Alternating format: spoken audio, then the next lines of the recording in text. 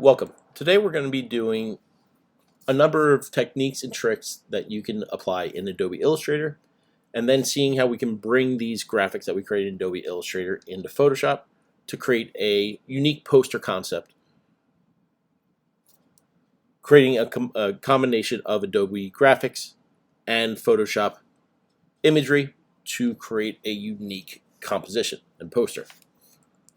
We're going to start out by going over to the pen tool in the left side navigation, and I'm going to switch out my pen stroke so that the black stroke is on just the stroke itself and there is no fill. With the pen tool, I'm going to click a point. I can hold down Shift to maintain a perfectly straight vertical line and click another point. If I want to end the line, all I have to do is hit Escape on my keyboard. Now that we have our line, we're going to select on it, and we can either take a look at our contextual taskbar where we see a little radial icon saying repeat object, or I can go up to object at the top navigation, down to repeat, and we can choose between radial, grid, or mirror. Today we're going to stay with the radial option. When I click on this, it's automatically going to fill us in with these lines that are wrapping around in a circle manner.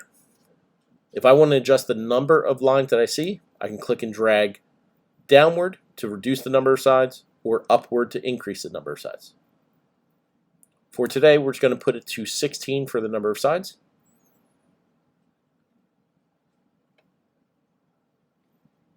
Once I have it to 16, we're going to look to see how we can modify some unique elements of this design. So with the shape, we're going to select on the whole entire object, and I'm going to go up to Object at the top navigation and expand so that we can get into modifying these individual strokes. I'm going to click OK with the expand, and then I'm going to click on the Direct Selection tool. With the Direct Selection tool, I can look to select out individual anchor points on a number of the lines. But the reason why we're doing this is to create some unique aspects on the lines that they're not always the same length. They can be expanded out, they can be scaled down. It's up to you to see how you want to modify the lines. What I also am going to look to do is not maintain consistency. I'm going to look to select sporadically so that the lines are going to be a little bit more unique. With the lines that I currently have, I clicked on with the Direct Selection tool on the ends of these anchor points. I'm going to go over to my Scale tool in the left side navigation. With the Scale tool, I'm going to move over to one of the anchor points I selected, hold down Shift, and click and drag inward. And as I drag in, you'll notice that these lines get shorter while the other lines are staying to the same length. It just helps to create a more unique radial design, so it's not just the same lines over and over again. If I did want to modify this a little bit further, I could look to modify the stroke itself in the stroke panel. Right now we currently maintain a single stroke that is one point throughout all the lines. But if I want to create a little bit more interest, I may want to consider modifying the profile of the stroke, in which if I take a look at the bottom of the stroke panel, we can choose out from different widths that are provided for us, whether it's giving a thick to thin variation. If I were to adjust the thickness of this stroke, we can see how it's applying. If I did want to reverse or invert it so that the thicker portion of that stroke is on the inside, I can click Flip Along, and we get that variation to create more of this sunburst idea. Or I can choose out the width profile. With width profile, it's going from thin to thick and back to thin again. And it's up to you to how you want to maintain and modify this design, but it's very easy to create out a radial design that can be interesting for you. So for now, I am going to just keep this as its own design, and I'm just going to slide it off to the side. If I want to scale it down in any way, we can always scale it up later on, but we can see how it is a unique aspect. In the same idea, we're going to go back over to our pen tool and look to draw out a line in which we can get into tweaking and making a little bit more interest. In the same idea, we can get more complicated than just lines itself, but we'll get into creating out dots. So I'm going to look to click a point, and again, hold down Shift on my keyboard to draw out a single line. I can hit Escape to end the line. And we are going to switch our profile over to, again, the With Profile one, and up the stroke so we can see it a little bit better. But we are going to get into modifying the line into a dashed line. And I'm going to check on the dashed line located in the stroke panel. You'll notice that currently they are square shapes. If I zoom in a little bit closer, we are getting more of a square shape, but they get thinner and thicker and thin again as we go through the design. With our settings, though, we are going to get into modifying our gap and space, as well as modifying the shape of this object. If I don't want to have squares, I'm going to look to change the cap to a rounded shape.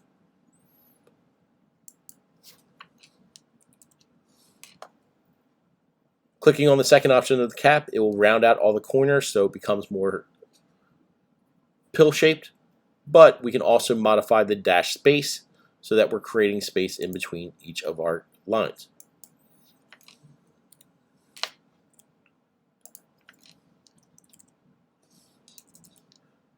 For our settings of the line itself, you do want to tweak and modify to figure out what's going to be best for you. If I want to get more of a dotted line, I'm going to drop my first dash to a single point and then look to up the size of my gap, creating out a little bit tighter space or creating out enough that the dots are running from thin to thick within the design. If I adjust the size of this, we can see the circles a little bit better, and this is set to 15 point. Make sure that you do not have a fill color. I currently have no fill over on the left side navigation. But with this line, we're going to see how we can tweak it to make it a little bit more unique. With it selected, we're going to go up to our top navigation. At our top navigation, we're going to go down to Effect and Distort and Transform. We're looking in the Illustrator effects, and under Distort and Transform, we're going to select on Twist. With Twist, as I move up the angle, you're going to start to see this object go in a S shape. If I wanted to drop the angle, I could go the opposite direction. But as I move the degree of angle, positive or negative, we see that it's not just going to be a straight line, but a line that is swerving back and forth. So I'm just going to put this up to negative 45 degrees. And with negative 45 degrees, I can click OK. In that same process that we just did with our shape, we're going to go to our contextual taskbar, and we click on Repeat Object, or again, we can go up to Object and Repeat and click on Radial. Whichever one you prefer. But instead of having this spread out, we are going to push up the size and the instances that we see. The more we have, the more complicated the design looks. And if I put a number of these all together, going into, say, 40 for the instances, we now create out this very unique radial pattern that can be used in numerous different ways.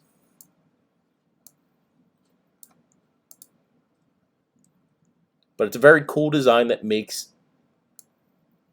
for a unique element that you can put into any type of design.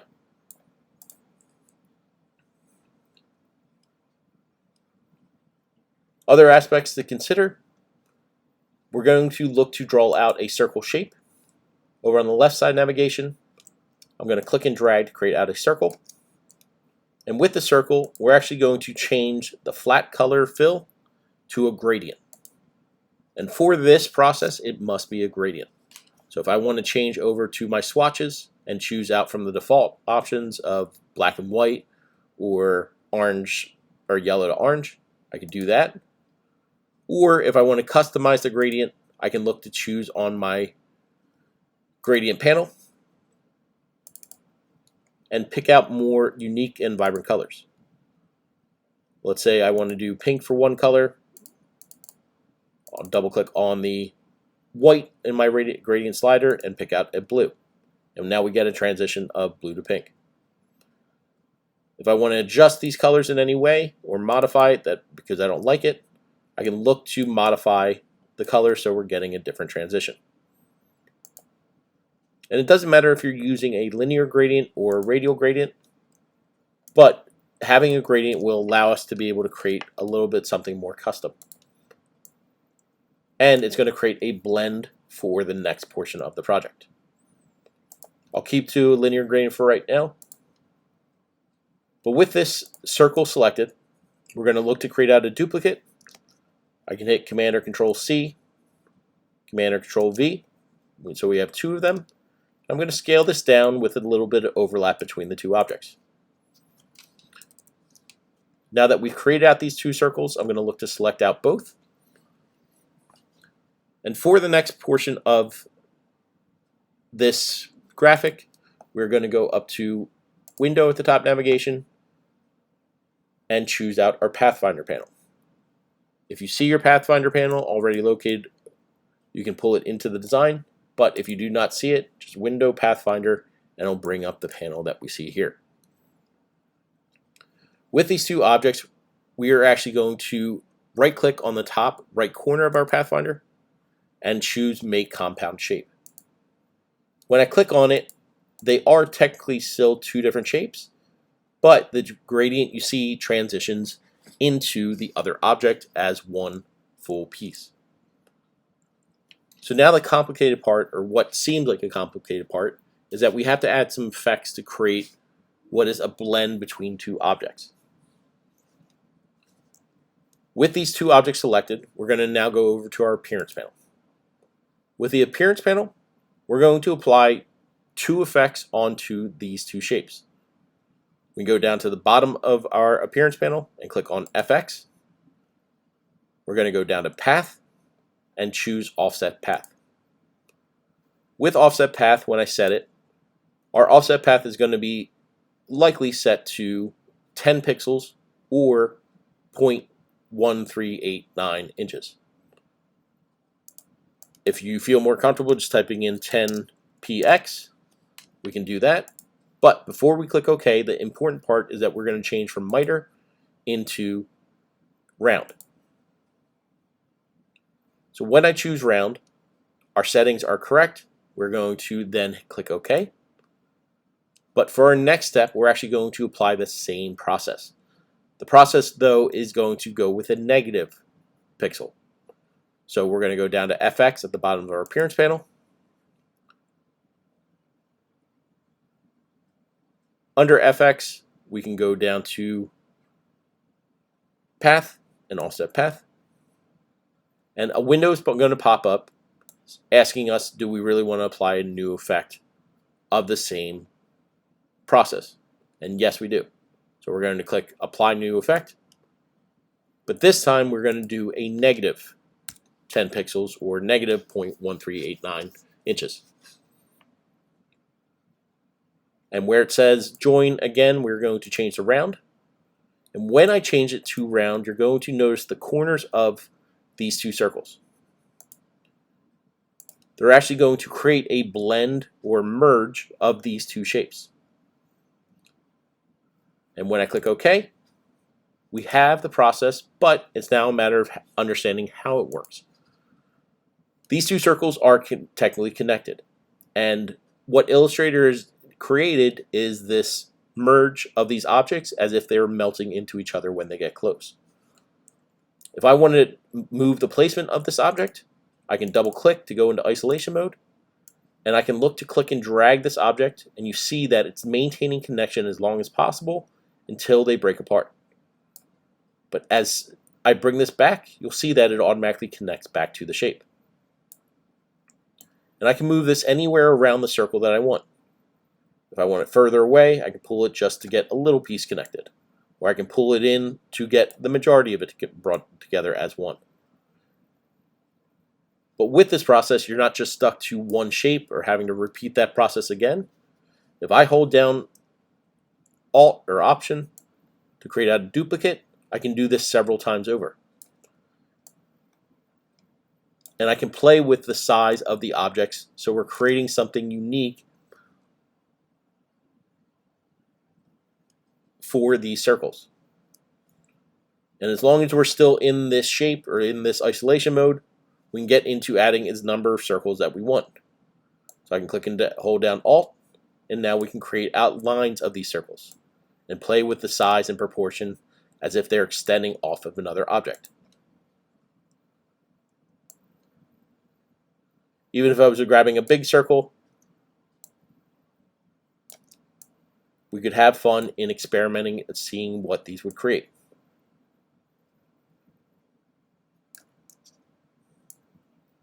I can play with scale, pull them away from each other, or see how they're going to connect.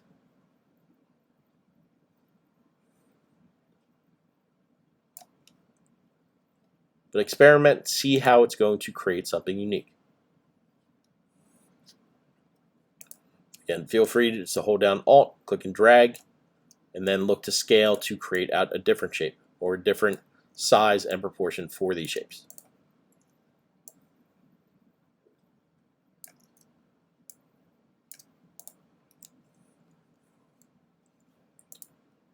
But once I'm satisfied with how this is coming out, I can double click out of the motion, and now this is just one solid piece together.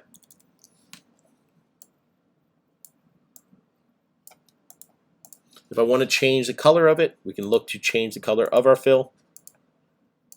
If I want to do a solid color of red, I can click on a color and see how it applies onto the object. Just a matter of selecting on the object, choosing out the color that you're looking for.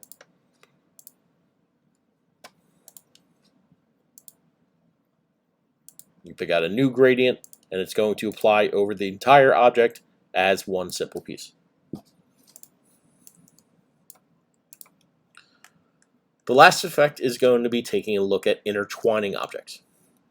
With intertwining objects, I'm going to go over to my pencil tool. We could use the pencil tool, or we can use the pen tool. Depends on what you're comfortable with. But over on the left side navigation, two icons below the type tool, I'm going to click on the pencil.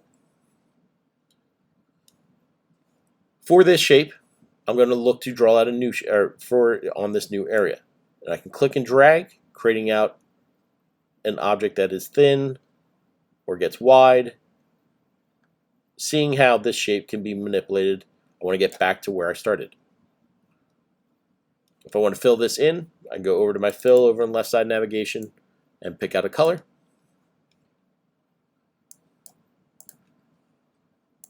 And we see the shape that we created. If you don't like how the object is looking, if you feel like it doesn't look smooth, we can always go over to where our pen tool was and choose out the smooth tool. With the smooth tool, while the object is selected, I click and drag along the edge. I can look to smooth out some areas, whether it's getting rid of a corner or adding in more anchor points to smooth it out. It just gives you a little bit more professional shape design of what you're trying to create. If you want to do a gradient, you're welcome to do a gradient as well.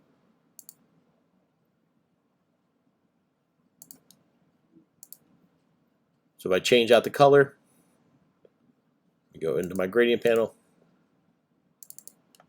double click on the black on the color on the slider, and I can choose out a color of my preference.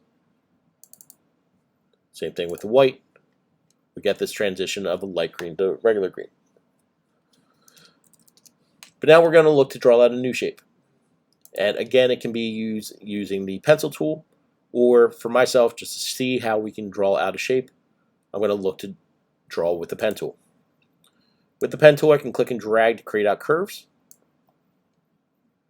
And I can either maintain the curves that the object is looking to create for me, or draw out my own. And right now, this is a little bit confusing because we are seeing the same two colors, so I'm going to change this out so it's a little bit easier to see.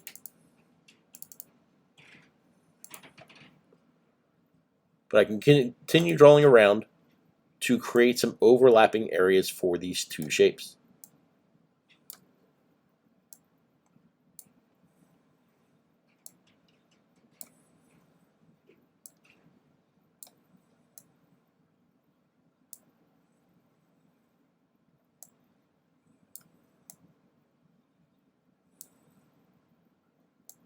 The big thing is that I'm looking to make some overlaps between the two objects. And I definitely have some overlaps currently happening. And with these two objects, I'm going to select both of them at the same time. I'm going to go over to our object at the top navigation and look to select on intertwine. With intertwine, we're going to click on make. And with make, we're actually going to draw around the area in which we want to overlap. What I mean by overlap is that we can make it appear as if this blue and purple gradient shaped object that we just drew would appear behind the green object that we drew earlier, but only in certain areas. So if I look to click and drag around this piece that is overlapping the green, I'm going to draw around this area, and we see that as soon as I let go with the mouse, it automatically sits behind the green. And we can do this with different areas on the object. If I want to do it down on the bottom right here, just click and drag around the two objects that we're looking to switch, and it creates this overlapping idea. Understand that you can only do this with two objects, but we get a very interesting dynamic of them blending as two separate pieces. They are going to work together, but yes, if I go into isolation mode, you can see that I can move this around. And it's not going to line up correctly, so just be careful that you don't try to move it after the fact. I can put it back into place. And if I do want to experiment, I could consider looking at blend modes. With blend modes, I'm going to select on one of the two pieces. So right now I have the pink to blue. And we're going to go over to our transparency panel. With our transparency panel, I'm going to look to change the blend mode. And unfortunately, you do have to go one at a time in the blend modes for Illustrator. But you can start to see an overlap effect happening when I go over this one section. You get different effects with different settings. And unlike Photoshop, where you can just simply scroll through the options, you kind of have to be patient to figure out what is going to be the best option for you, testing out each one, or if you have a better understanding of the blend modes, you may prefer something else. But just understand that you can create some more blended aspects to create a unique design.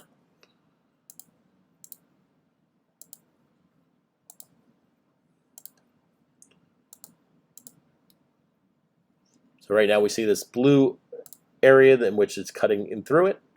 If I want to do the same idea with the green piece, if I go through my blend modes, you can start to see an overlap of where it runs into the blue. You can figure out what color setting it looks best for creating a unique design.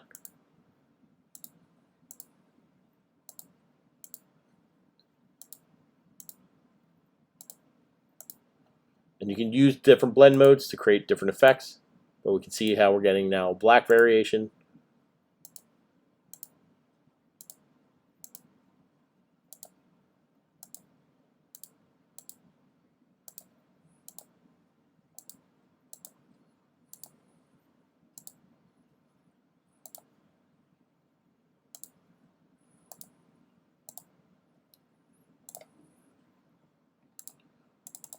But you can create some very interesting things as we go through these types of shapes. So if I do want to bring these elements over to Adobe Photoshop, what we're going to look to do is go up to the top navigation. First, I want to save this as an Illustrator file, so I have it. I can go File, Save, because I haven't saved the file. I'm going to call it GD Poster for right now, and save it as an Illustrator file. But then we are going to look to bring this into Adobe Photoshop so that these become their own layers. To do this, we're going to go up to File at the top navigation, down to Export and Export As. With Export As, we're going to click on the drop down for our format and choose out Adobe Photoshop or Photoshop with PSD. When I click Export, it's going to bring up a menu in which we want to maintain a high resolution, so 300 ppi. The color mode is going to be CMYK, but the most important step is that we maintain writing layers. So with writing layers, I can click OK. It's going to take a moment to process.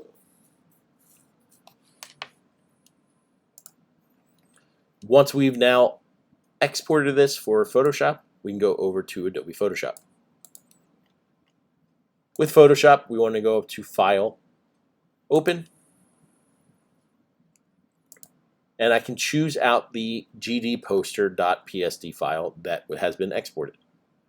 I click Open, and it automatically opens.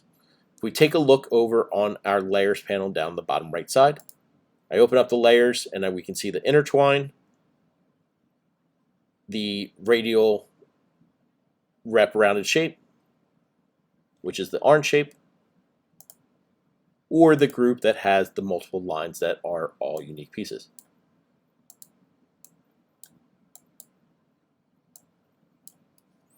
If I want to zoom in or modify these in any way, just make sure you have the Move tool selected, and I can click and drag on the object. But you can see that when I do click on one of these objects over on the left here, they are separate pieces. If I want to make them one piece, I'm going to click on the Selection tool or the Move tool, click and drag from an open space over the objects that make up this light ray. Once I have those selected, we're going to click on the folder icon at the bottom of the Layers panel to group them into one object. And we're going to call this just Rays. Then we're going to look to select out all these circle elements over on the right side. I can click and drag from an open space over top of all of them.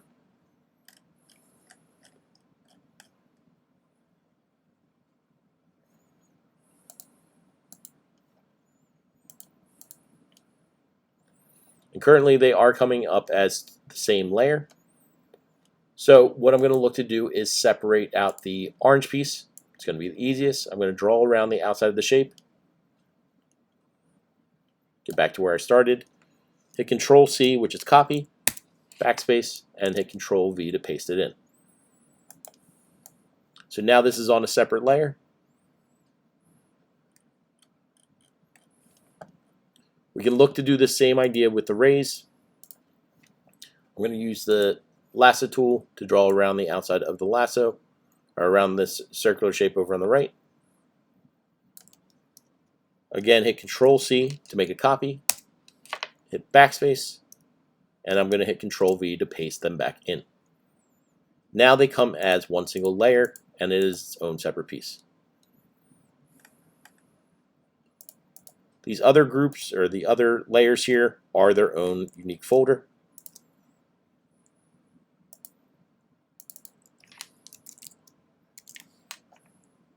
And I'm going to look to move these outside of the rays folder so that they're their own piece. Put the orange piece as its own piece, and these radiating pieces as their own. But with these shapes, we want to think about how you can use these to create something unique or dynamic. For right now, we're going to hide out the intertwine. I don't want to use this for my actual project portion, but we're going to see how we can tie in aspects for the images that I provided for you. Our main subject for the photo is going to be this model. This is AI generated, but it's a good, just fast, quick resource for practicing and testing out different tools and unique elements. I'm first going to look to select out the subject and separate it from the green background.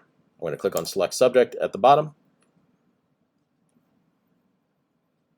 If I were to automatically just put a layer mask on this, it's not going to be necessarily perfect. I have some green areas in the hair that aren't being erased out. So I'm going to step back, Command or Control Z, and we're going to go back up to Select at the top navigation, down to Select and Mask. With Select and Mask, this gives us a better view. I'm going to change the view on the top right to this red so that we are seeing the difference between the green background. And over on the left side navigation, we're going to click on our Refine Edge tool. The second tool, left side, Refine Edge brush tool. With this, I can adjust the size of the brush to make it larger, hitting the right bracket. And I'm going to look to draw in the areas that I see some green that doesn't belong to the hair.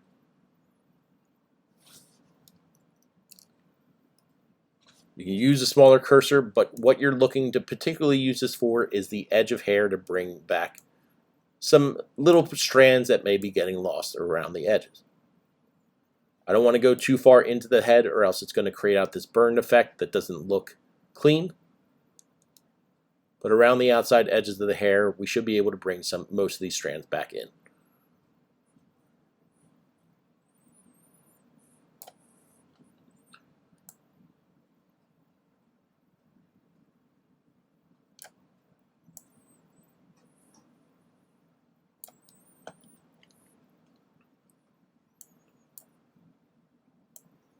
There are going to be a couple little areas inside that I may want to shrink down the size of my brush, get a little bit more details. And I can click and drag in those areas to hopefully eliminate some of the green strands that I see.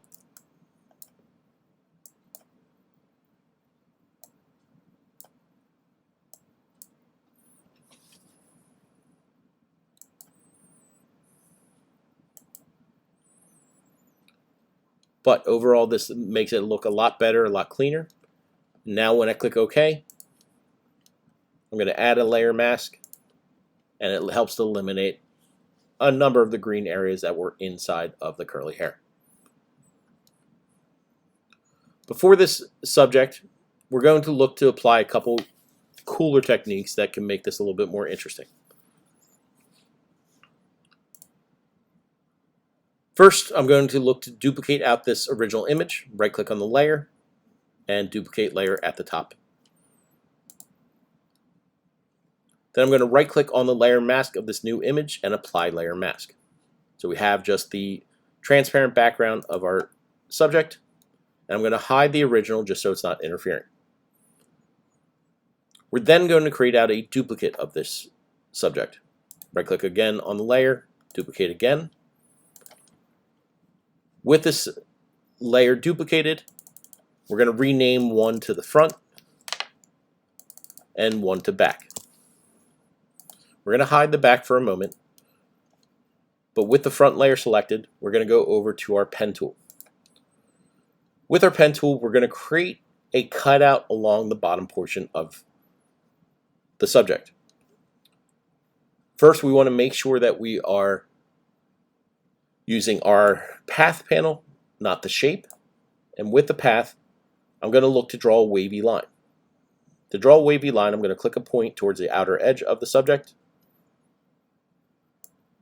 I can click and drag, creating an up and down motion along the subject's body.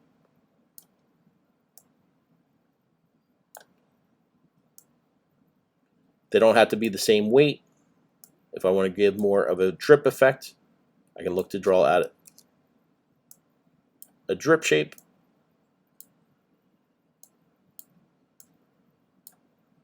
But eventually getting to the outside of the subject. Once I get to the outside of the subject, I'm going to look to draw around the bottom portion so that we select out the bottom edge of our subject. Once I get back to our starting point, we're going to click on Selection at the top navigation and click OK. With this area selected, we're going to hit Backspace to cut out the bottom portion of our subject.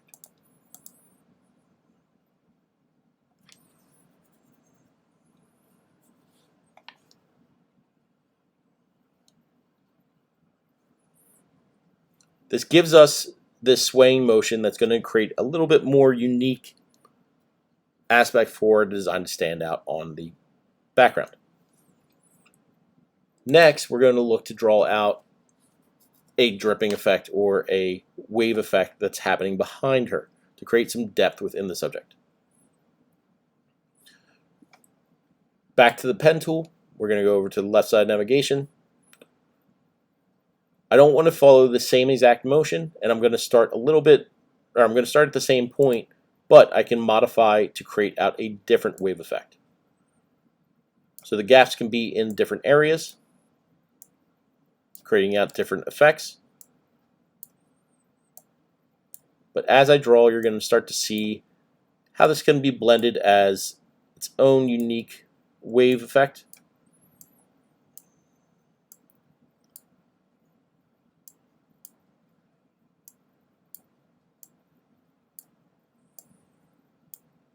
Eventually getting back over to the right side of the body.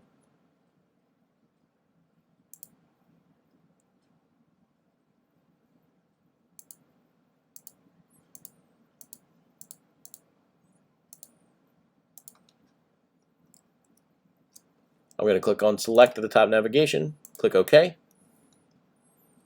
We're going to hide our front layer and reveal our back layer. Some areas on the back that I forgot to incorporate, this bottom portion. I can use the lasso tool, third tool, left side navigation. I'm going to hold down Shift to select out this area to add it into the selection. If I miss any pieces, I can draw around those as well. But with this chunk of area selected, again, I'm going to hit Backspace to cut out the bottom portion of the subject. And then I'm going to deselect. With it deselected, we're going to look to burn or darken up the bottom portion of the subject.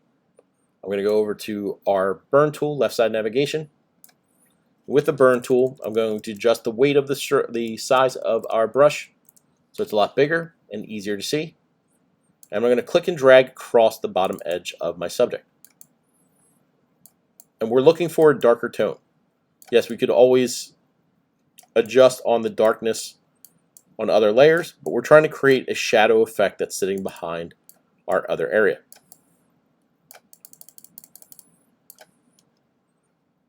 As we get into this yellow color, this is more of a highlight. So at the top navigation, I'm going to change to the highlights and look to click and drag to create out a shadow along this edge. I can adjust the size of the brush so that we can create a shadow that looks like it's a dripping effect.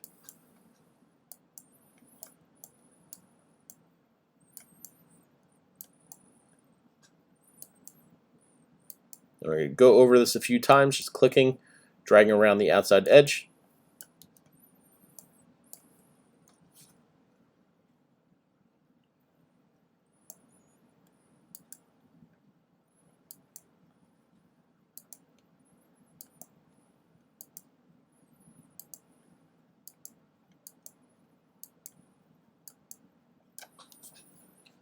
As I darken this up, I'm going to look to just make sure that's evenly distributed along the bottom edge of the subject.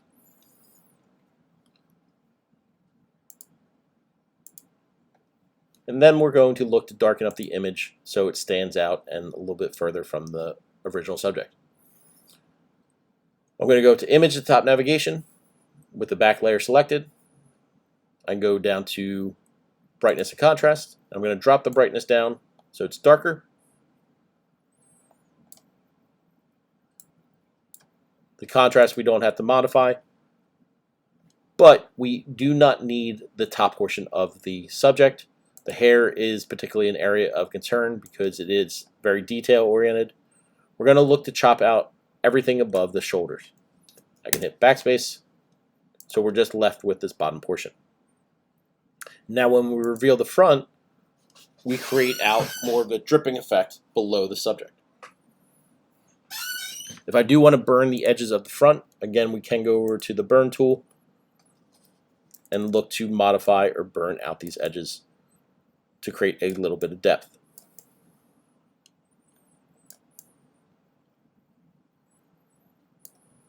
I'm going to put my exposure a little bit higher so I can do this faster.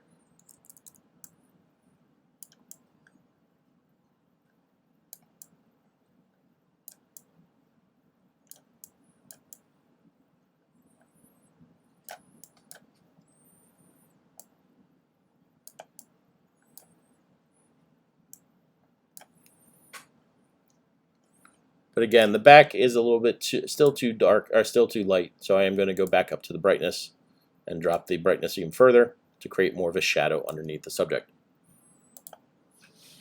When I drop that shadow enough, we create a very separate shadow that's sitting behind or making it appear as if it's dripping behind the front portion of the subject. With this effect, I'm going to look to select out over both pieces, and I'm going to click and drag this over to my GD poster. This is our main subject for the piece, so we are going to have her mainly focus in the entire design. If I do want to scale her, I would recommend you group the two pieces together so that they stay together for the future. So I'll call this model layer,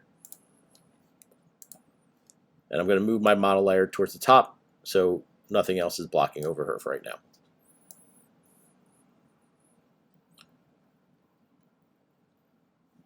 The other pieces that I currently have, this orange circle, I can always hide for a moment, but I'm going to look to use this dotted design behind her head. I'm going to hit Command or Control T to scale this up so it becomes a larger aspect in the design.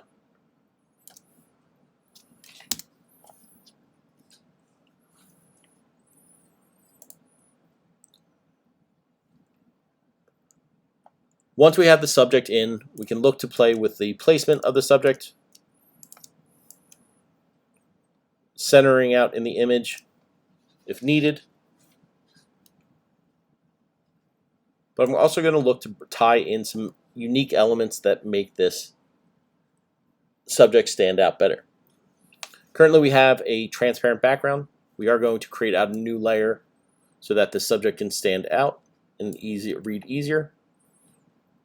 I'm going to go down to the bottom of my layers, add a new layer, and just call this background, and fill this in with white.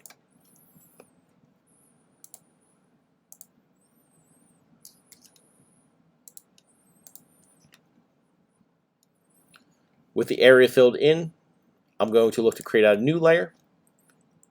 I'm going to go over to the Shapes tool on the bottom of our Layers panel.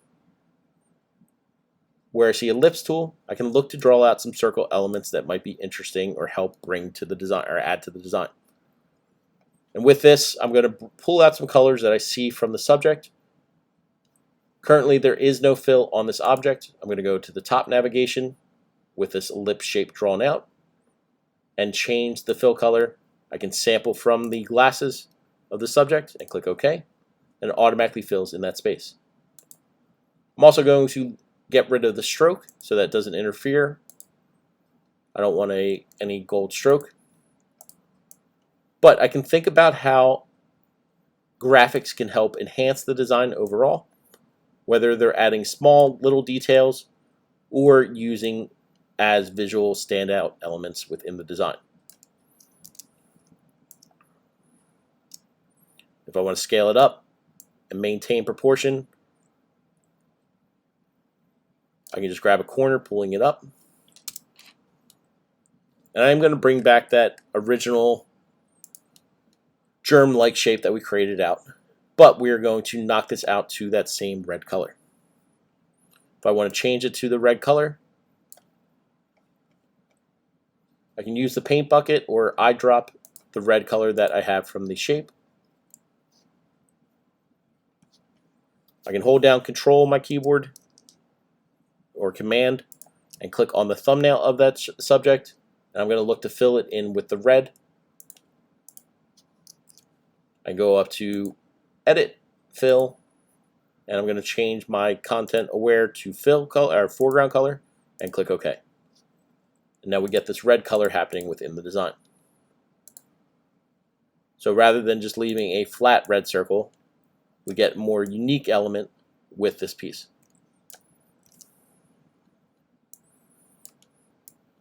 If I want to think about rotating this or adjusting the placement, using certain features within the design,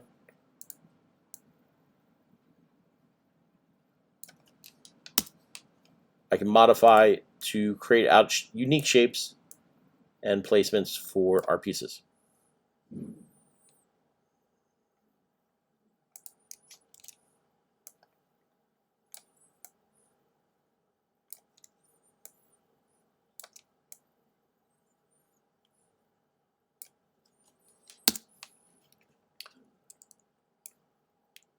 I can look to drop it down over pieces or look to play with different placements, maybe duplicating out that same shape I can sit it down in different areas to create different angles, so it's not always looking the same.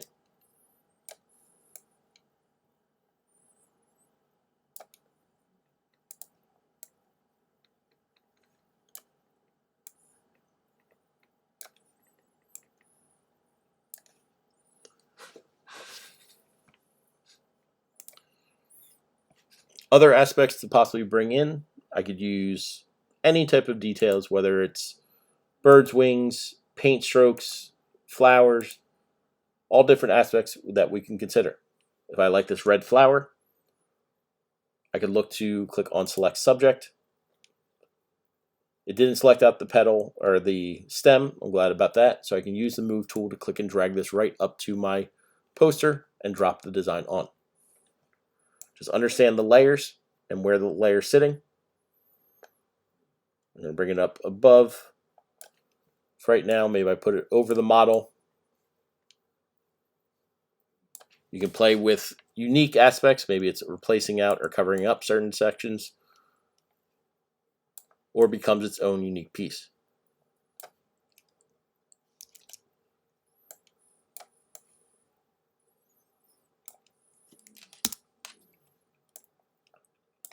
I may also want to consider bringing in the yellow effect and the yellow elements. So maybe I want to get a white flower or a sunflower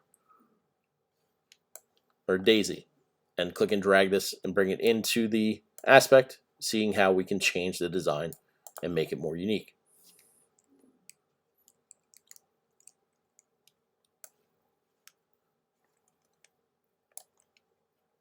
You don't always have to overdo with one single color either.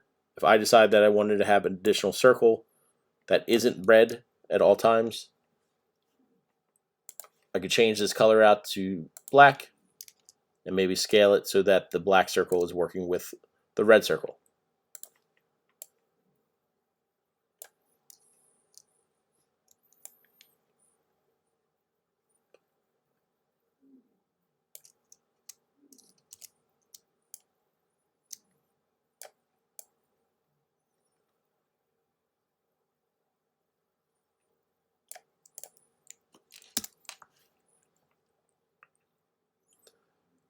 But as we start to add these pieces, I want to think about, okay, what other elements can we bring in? What can make this more unique? And typography is a significant part that can make this a lot more interesting. If this is a fashion ad, I may want to consider putting in the brand or putting in some type of way of identifying that this is a poster or an advertisement. So I may want to consider pulling up a font that I can choose out, or if I've chosen out, I want to look to install fonts.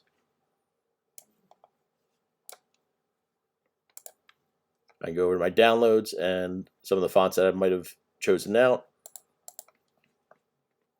or go over to dafont.com to find a new font. Dafont.com is a great resource for any type of designs. If I want something a little bit more classical or traditional, retro, I can find something that has a little bit of elegance to it.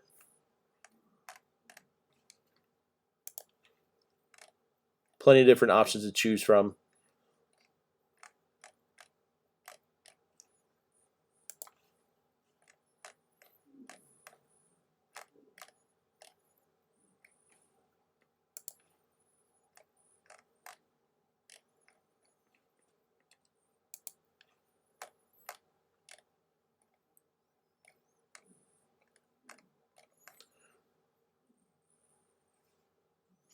I may want to consider Baronis. I can click download, click on the file.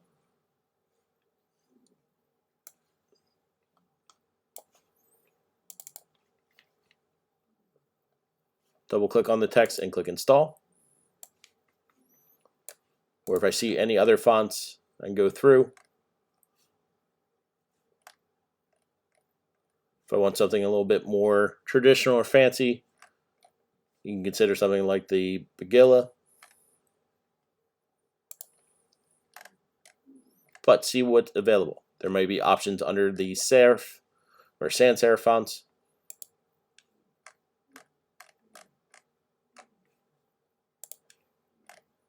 But I'm going to choose out Andes for now. I like Andy's. It's simple, but has a little bit of elegance and timely type of style to it, like it's from the 1920s. I can click install. I know the font was called Andy's, so I'm going to look to draw out a text box that says fashion. I can click and drag to create out a text box. Type in the word fashion. I'm going to highlight over the text and change it to black. I'm going to go up to top navigation to change out my font. If I start typing in Andy's, I should see it become an example in the scene. In all capital letters, a display font like this does not work very well. So you may want to consider reducing or changing the font into lowercase letters.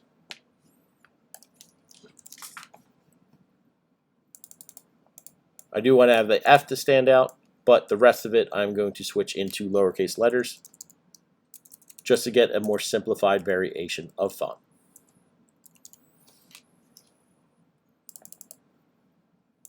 So with the word fashion, I can look to scale this up, play with the size of the text.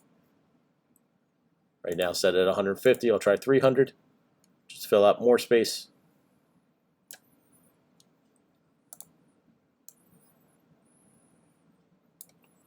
And this almost becomes a magazine once I put a title up on this top area.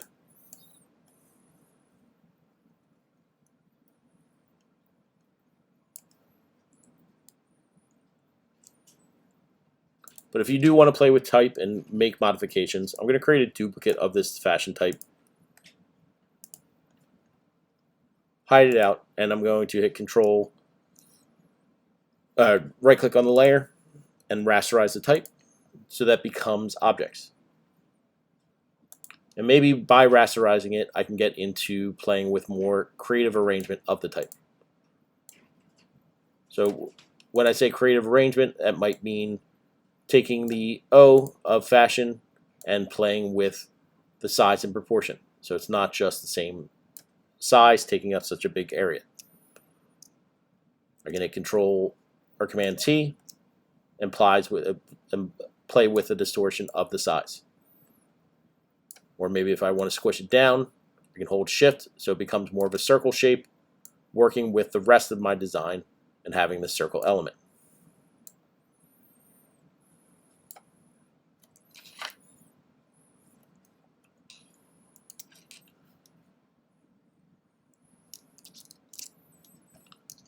I created out a duplicate, so if I want to give a little bit more thickness to the shape, I can pull this in so it's a little bit thicker circle and matches better to the weight of fashion.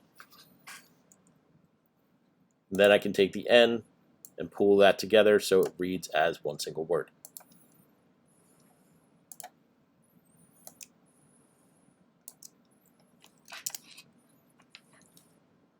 This gives me the ability to be able to move this text, sit it better, not have the F being cut off.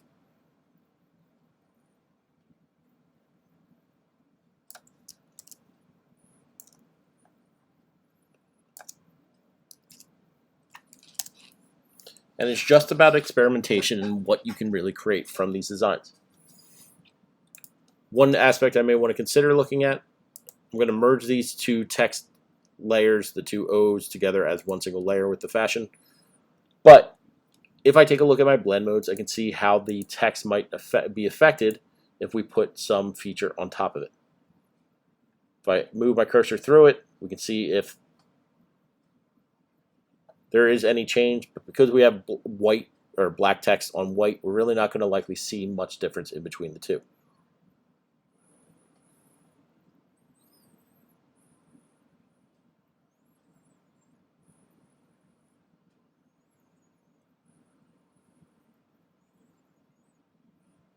But it's always important to try and see what you can create.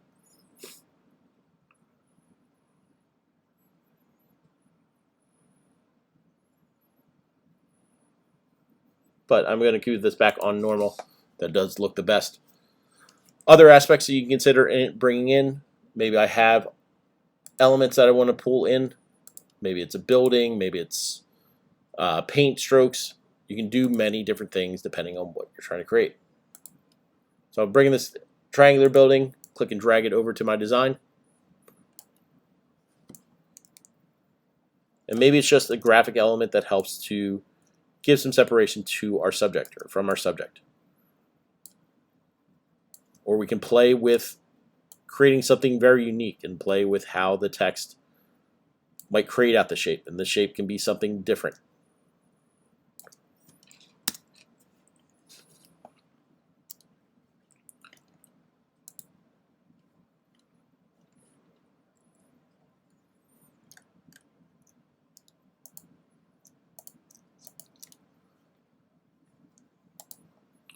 Holding down Control or Command on my type layer, I can select out the area and then look to erase out part of the building so that the area that has the O, or inside the O, we can click on that background layer. I'm going to invert the selection so I can erase out the section inside of the O shape. I'm going to put my opacity up so I can see it, but click and drag to erase this aspect as if it were sitting inside of the O.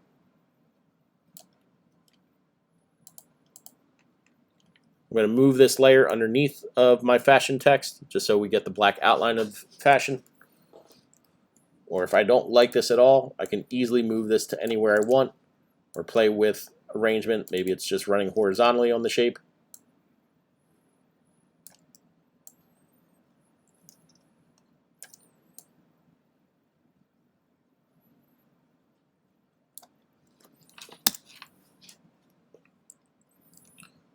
Experiment and be creative. It's a matter of how you're going to create some influential styles that are going to be unique for your cover, for this poster.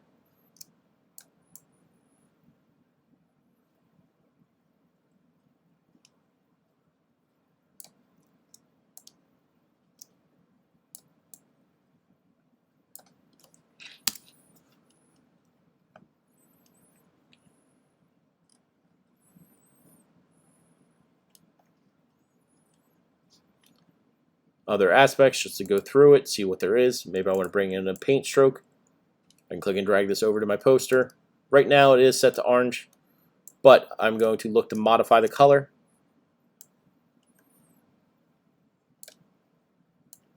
First, going to scale this down so I can see the whole stroke. But if I do want to modify the color, maybe I want to experiment with the adjustment, hue and saturation, and I can click and drag the hue to change it to a different tone entirely. So maybe I want to bring in some of the yellow from her jacket. I can change that to yellow. And I'm going to move this layer behind my text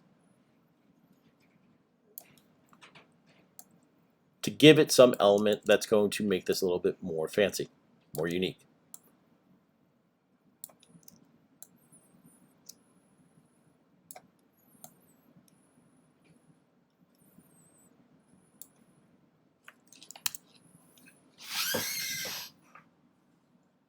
But now it starts to tie in all together, how this yellow and red is a combination not only to the model, but to the design aspect happening. I may want to play with the arrangement, move some objects around. Again, I want to have the original little sun rays that I had. I can move this behind that. If I do want to move an object quickly down to the bottom, I can hit Control or Command Shift left bracket, moving it down to the back.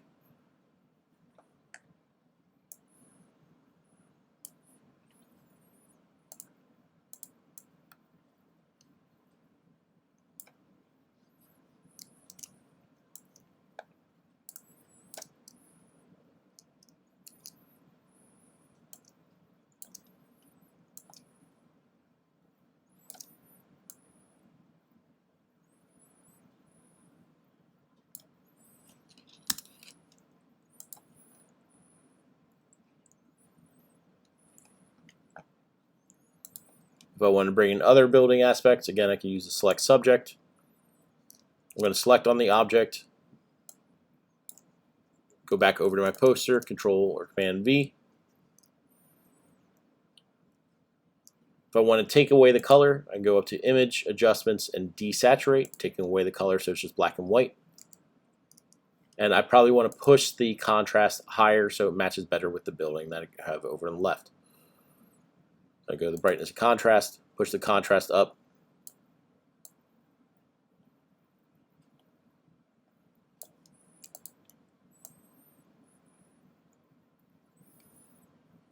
Maybe there's just a background graphic, something small, something that doesn't have meaning.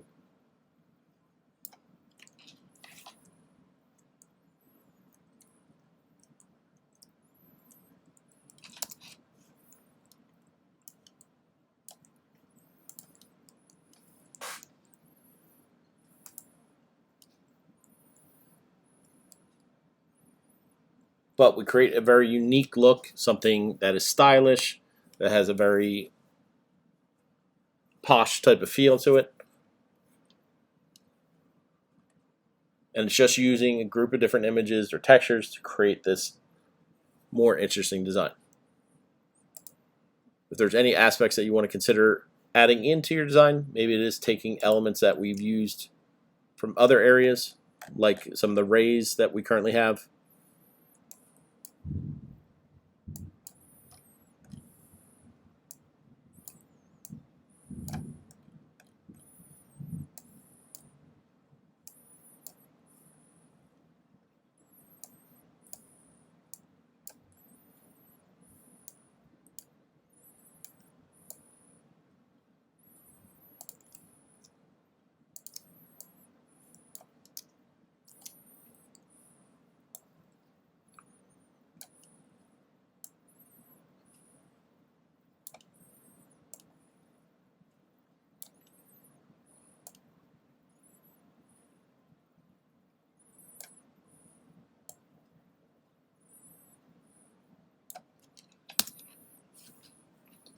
But these rays just give a little bit more elements just to think about or draw your eye through the design.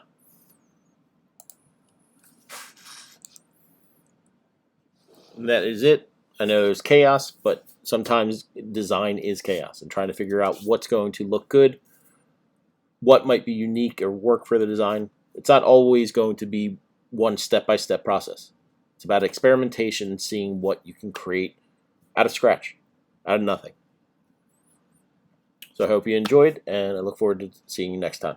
Have a great day.